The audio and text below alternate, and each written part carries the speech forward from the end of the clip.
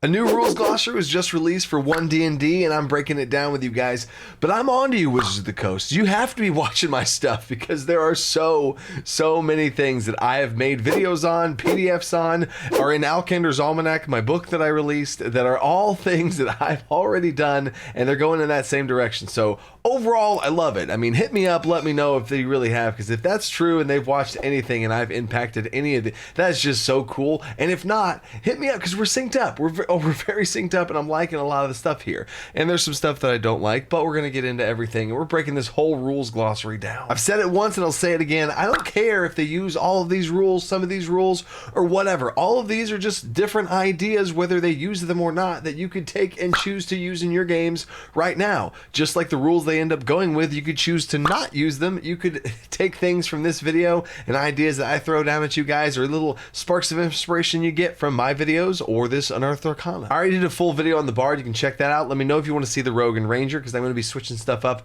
away from this 1D&D stuff, because I do like to touch on these things, but I don't want to overdo it. I'm going to break down a general overview of everything, and I'm not going to touch on the stuff that literally doesn't matter or is just some technical codified thing, like there's now a magic action and casting a spell is you taking the magic action. That's irrelevant. That doesn't matter. That doesn't affect the game at all, really. But some stuff does in big ways. Some I like, some I don't. So here we go. Starting off is the perfect example of what I'm talking about here. Ability checks is an action required to take it. There's a difficulty class for it. Nothing really fancy there. Armor training is kind of cool. Jeremy Crawford said that being proficient in an armor class was the only thing you didn't add your proficiency bonus to, which that makes sense. Now, if you use my armor feature that I have in my Alkander's Almanac, you do have some proficiency bonus there. But that's another thing, right, for another time. Armor training now is what it's called. So if you have armor training in light armor, you can wear light armor. Cool. Wearing armor you don't have armor training in gives you disadvantage on everything, and you can't cast spells. Only really interesting difference here is shields. Just, you can wear a shield, but it just doesn't grant you any sort of armor class. So it's just a cool fashion accessory in that case. So great. Interesting thing here now with attack action is equipping weapons. You can equip or unequip one weapon before or after any attack you make as part of an attack action. Now, if you really break down the words here, I might flip this around as a sentence goes, because this is an or here. It's not an and. It says equip or unequip one weapon before or after an attack made as part of this action. So in my head, how this is going is I'm about to make an attack of some kind, and before or after that attack, one of those two, not both, before or after, gotta choose, I can equip or unequip something in one of those two spots. You can't do one before and one or the other after. You gotta choose. And in general, as a dungeon master, I'm not super strict on rules like this anyway, and I'm totally fine with, as part of an action, I've already ran it this way anyway, so we're synced up again, Wizards. As a free action, as part of the action, equipping or sheathing it or unsheathing it or drawing out, whatever it is you're doing, I don't ever want to like, actually, have you actually, before or after? I'm not going to be a stickler on that, so I'm not too worried about this. On a spell note here, Barkskin out of nowhere, instead of setting your armor class to 16, it's actually a concentration spell now, allowing you to add your spellcasting ability modifier plus your proficiency bonus in temporary health at the beginning of every turn to this person you cast it on. So it's a constant refreshing temporary health on someone. It's real strong. Cool. And I'm super excited to see this D20 test here. Whenever a player rolls a 1 on a D20 test, the character gains heroic inspiration. Okay, cool. This was what I was talking about in the last version of this 1D&D, where they said you roll a natural 20 and you get inspiration. No, please no. So this is the recommendation that I gave, along with other people gave. I think that is a much better way of doing it. On a natural 1, you get heroic inspiration. They're also calling it heroic inspiration now instead of inspiration. I think they're trying to differentiate it from the bardic inspiration, heroic versus bardic. There you go. But we'll get to more on this heroic inspiration here in just a second, because it goes into it. One thing I did like in the difficult terrain is they gave a bunch of different options and descriptions here of what different types of things would difficult terrain be. Creatures, furniture, liquid, narrow spaces, rubble, slopes, and stuff. Cool. I think in general people don't use difficult terrain enough in their games, and they could easily add a bunch of furniture in a building and stuff and have that be difficult terrain, and it makes it a little bit more dynamic. Now the next big thing that sticks out here is exhaustion, this exhausted condition here. Now I gotta say, this is interesting. They have, it is now 10 levels of exhaustion instead of 6, which that is a lot, which okay, cool. That does allow people to does allow dungeon masters to give out exhaustion levels more often because there's 10 levels of it. And instead of all these different results that you can't even remember, there's no way you could not list it off right now whatsoever. Bob the World Builder just did a whole video on exhaustion, and I completely agree, because the first thing he said is naming exhaustion. Name it to me, because you can't. It's just not possible. I did a full video myself saying the same thing about exhaustion, and I have my own system that I published in Alkander's Almanac and in that video. And how I run exhaustion is a 1 to 6 levels where you get a -1 to everything that you do. All D20 rolls that you make is a -1 for 1 level exhaustion, -2, -3, -4, -5, -6 is the big finale. Oh no, right? And I did keep it at 6 levels of exhaustion. I didn't see going to 10, because I mean that's just I feel like almost too. It lowers the threat of exhaustion a little bit too much if it's 10 levels of exhaustion. You could have 5 levels of exhaustion, minusing 5 from everything you do. You're so exhausted, and you're still not halfway towards dying. So I don't know if I like the whole 10 concept. I like the number 6. It stays true to what I have, the feeling of how all that goes. But this is a much more simpler system of it's just a minus the level of exhaustions you have. If you have 4 levels of exhaustion, -4. Mindlessly simple. It also subtracts from your spells, your own spell save DC as well. I think that's something I never thought of, and I was like, oh, that totally makes sense. Your spell save DC would be lower because you're exhausted. Overall, I think it is better than the original exhaustion system, which no one could ever remember, alternating between losing your speed and losing action economy, and I never liked it. That's just I made my own. I have a link in the description to my exhaustion system that's also in Alkander's Almanac and all that kind of stuff. If you're interested in checking that out for yourself, because it does add a simple version like they have here, and I have a notch up a little bit more advanced where it starts messing with your reactions and other things like that in a progressive way that makes sense. Time out if you don't know what Alkander's Almanac of all things is. Alkander's Almanac is my 5th edition expansion to the game, and I beat D&D to it, and with 5e and this 1 D&D stuff showing that its 5th edition is going to stay,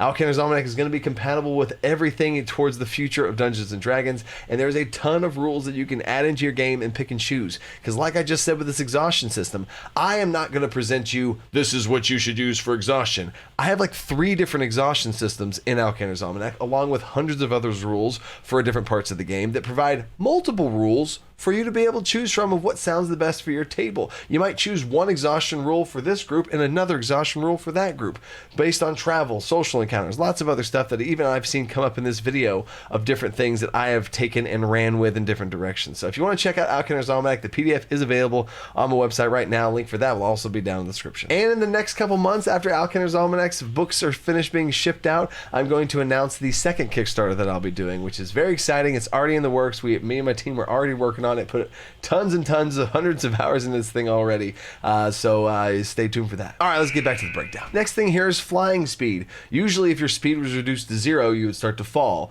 which in some cases that was a little bit cheesy or cheap, because you could just grapple a creature reducing its speed to 0 and then it starts falling. I definitely think you could be grappling a creature as it's flying, keeping itself up in this wrestle in the air, right?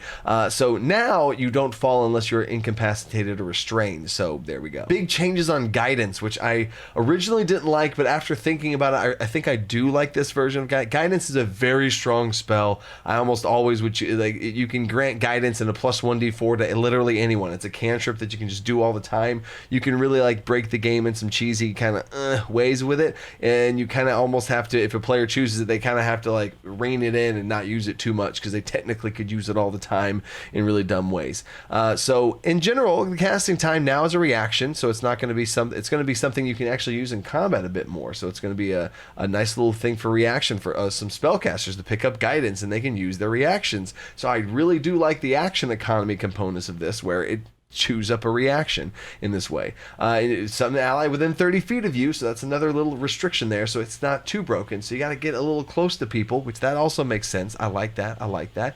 And you channel your magic through them, and if they fail a check, you can grant them a d4 and allow them to roll it to see if they can succeed after they fail. And once they have benefited from this, they can no longer do it again until they finish a long rest. So I really do like overall the way they've balance this thing to where I see people almost using it more now. It lets casters have a reaction in combat. I see definitely some clerics type things in my head about like being able to guide people and steer them away from different things bad that are happening to them. I really do like it. The original reason why I didn't like this is that Bardic Inspiration has taken the same turn, where instead of the Bard granting them this beforehand and then they make the check and they add stuff to their roll, they have to do it as a reaction after they fail. I went into a whole thing in the Bardic Inspiration video why I really don't like that, and I stand by all of that. I think this is a good application of how the things that they try and also do with the Bardic Inspiration.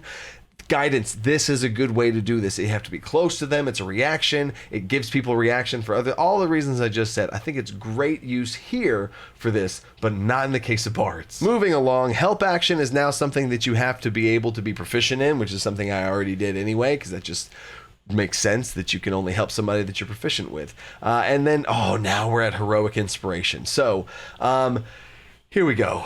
Starting off, I like it. Gaining heroic inspiration is you get advantage, is how the whole thing's used. You can have advantage on the check and you can immediately roll it. One thing there was some confusion about is you cannot immediately roll the D20 on the check that you got a nat 1 on. If that's the case, that's dumb as hell. If you can get a natural 1, get inspiration and use it on that roll that gave you inspiration, no. It's the same thing for the halfling luck and all this stuff, and nat 1s are just gone now. No. Nat 1s are a big moment in the game. Something bad happens. Don't try and bail people out and throw them a pity party and let them re-roll the dice all the time. Natural 20s are amazing. Natural 1s suck. Leave them alone. And so I want to make sure that that's the case. I read it, and I don't think that you can immediately roll it after you realize that you failed, but not on the roll that actually is granting you the advantage in the first place, in my opinion. So I think we're okay on that. Let me know if you guys think otherwise. But anyway, I do not think you should be able to use inspiration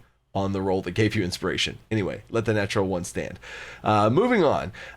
This is how you get the natural 1. The DM can also award heroic inspiration to a player who does something that is particularly heroic or in character. I am going to be I had a lot of comments in the last video about the inspiration system that I use that is also in Alkander's Almanac. I have a full chapter on inspiration and how you can use that in your games. So I am going to do a whole video on that, so you guys got that one covered. But I do like that they added this in there so that they are actually talking about it's not just natural 1s is the only way you can get it. But then they lose me down here. Here we go. You can never have more than 1 inspiration at a time, which... okay, I'm fine with that. In the system that I use in my games that I love, you can have multiple inspiration, and they're just dice that you roll on top of it. Like they're little D6s that you can roll on top of your rolls. But we'll get into that later. If someone gives you heroic inspiration, here's the part that no. If something gives you heroic inspiration and you already have it, you can give heroic inspiration to a player character in your group who doesn't have it. No. Why? I don't know. Why does it have to no, you just don't get it. Why? It feels like, again, like a little pity party of like, no, I don't want anyone to feel bad. Okay, you can, you have it? Okay, give it to the person next to you. What story reason and what real application of inspiration from like adversity and like the whole concept of this natural 1, in the game, your character goes through a rock bottom moment where they stumble and fall in this attempt to try and do good, and they have this, no, I can do this, and that moment of coming back from something that you had lost. That happens all the time in movies, in our character arcs, or characters fail, and then they rise up out of that failure. That's beautiful, that's storytelling, that's epic. What is this? No, not if you just, why did you get inspiration? Because Bobby already had 1 and he likes me or my character and wanted to give it to me. Sure, you can have some sort of role play thing you say there, but they shouldn't even be there in the first place. Like that should not be some sort of automatic thing that like, I got to give it to somebody. Props to that player if they do say something heroic and inspiring to make it make sense why this inspiration is transitioning from one player to another.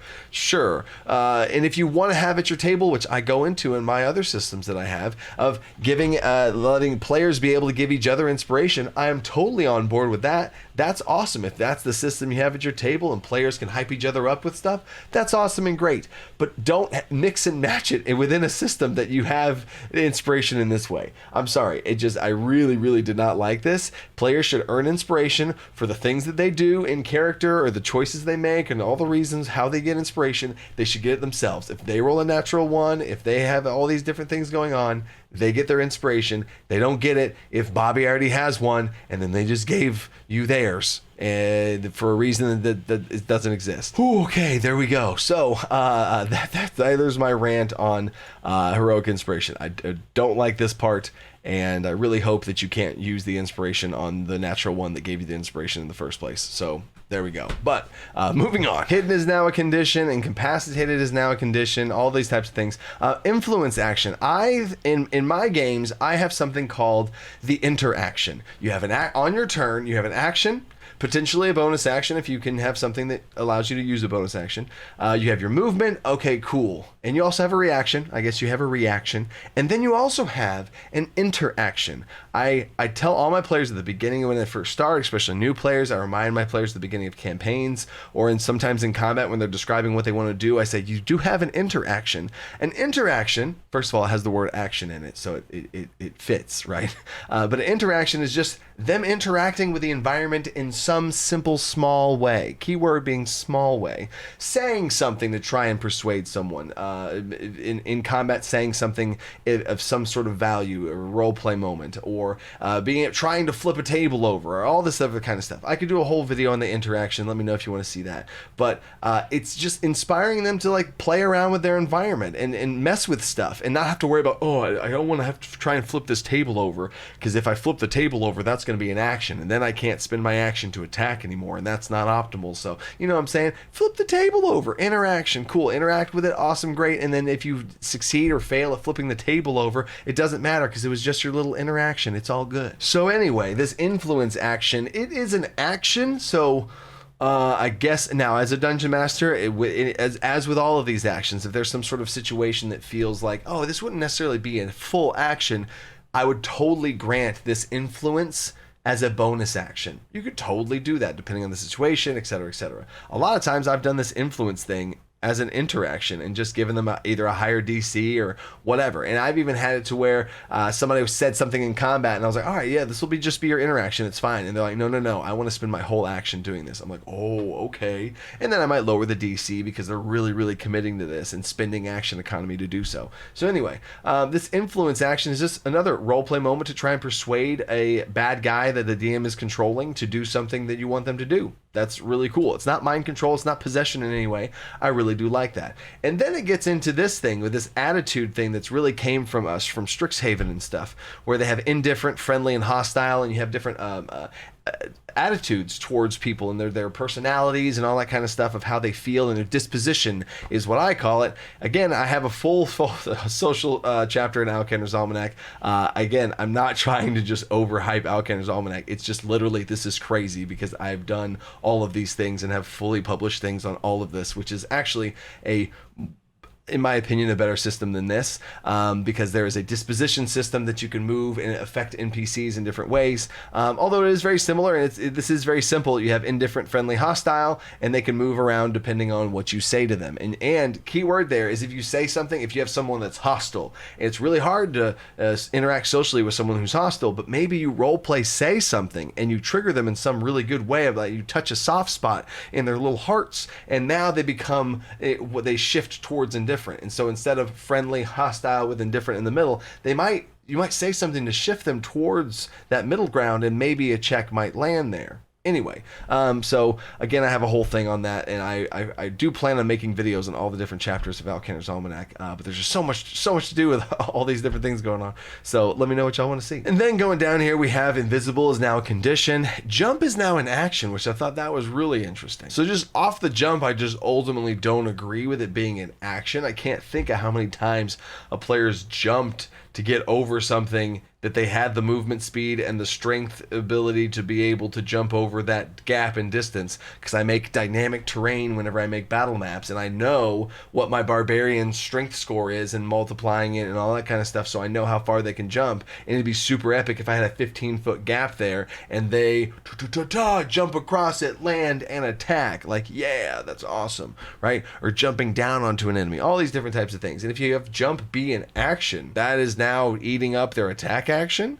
So in general, I just don't like that as far as the action component of this. Now, how jumping works, I can get behind this, and you make a check on it, DC 10, and if you fail, you only jump 5 feet. I think that's a very good, you jump 0 feet, you don't jump at all, you can't jump. Like, no, that doesn't make sense. So DC 10 check, and if you succeed, then you jump the number of the check. I feel like that feels great. That's great. I can get behind that. Cool. I'll fully sign off on that. But having a cost in action is just really strict on jumping. And maybe I just love jumping too much, or I tend to love setting people up to do cool things with jump, or the jump spell and all these different types of things. But I don't know.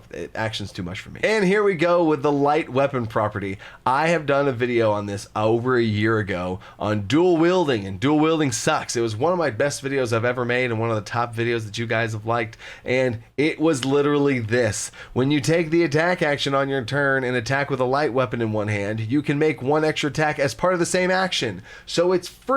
Like I said in my video, it's no longer a bonus action you have to spin in this like weird bonus action economy to where if you have extra attack, you have a main hand and an off hand, you attack with the main hand and you have to spend a bonus action to do it with your off hand, and then you burn your extra attack to attack with your main hand, but you don't have another bonus action to hit with your off hand, so you just sit there. Like, that doesn't make sense. You have two weapons, you swing them. Done. You have two hands, you just swing the two-hander. You have two hands, and you just swing them with each with a one-hander. It makes total sense. So this is just nothing but great and awesome. And Wizards of the Coast, I beat you to it. And again, let me know, Wizards. Somebody let me know if you're picking up what I'm putting down, because that would just be cool. I don't know. Anyway, but there you go. I think that is super awesome as far as the light weapon property, and that just makes sense. And dual wielding is a cool thing. Long rest. If y'all don't know, my favorite homebrew of mine that I've come up with is my rest system. I have a short rest, long rest, and full rest. It makes my games run beautifully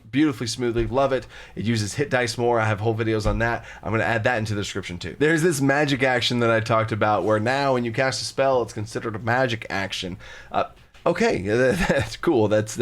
I see how they're codifying things, so I mean that feels good, and I like all the conditions they're adding, the actions they're adding, so that feels good. I think they are cleaning up the game to be a little bit more smooth and streamlined, so I do like that. Move, all that stuff. The one thing here, ritual casting.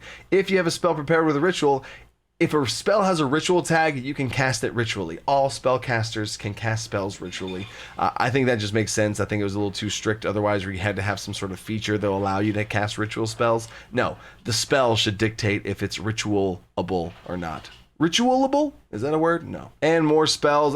The whole primal spell, divine spells, and arcane spells, I love all of that too. Study action, all the rest, teleportation, sweet, awesome, cool. There is the full breakdown of everything with all these rules. I like a lot of stuff. I don't like some stuff. But again, I'm overall more excited than worried for this expansion of what's going on here with 1D&D and what they're actually going to call it and everything, and having them stick true and stay true to 5th edition. I like all of those things. I see where they're going, and they have a bunch of ideas, and who am I to hate on that? Because I did the same thing with my book and all of my videos about offering more options and rules for you to be able to choose the best version of 5th edition to play at your table. So, in the spirit of that, keep staying creative. Think outside the box. Peace.